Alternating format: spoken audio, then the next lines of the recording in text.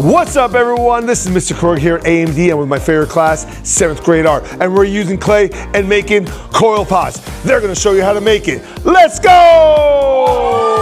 First, you want a wedge so you can get rid of all those air bubbles.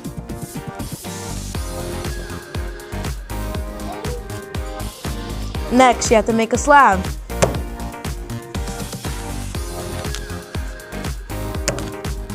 Now it's time to make coils. They're like long snakes.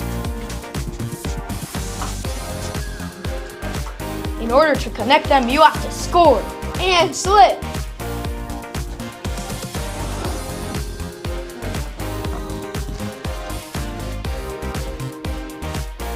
If you're not done, make sure to spray your clay and cover it with plastic.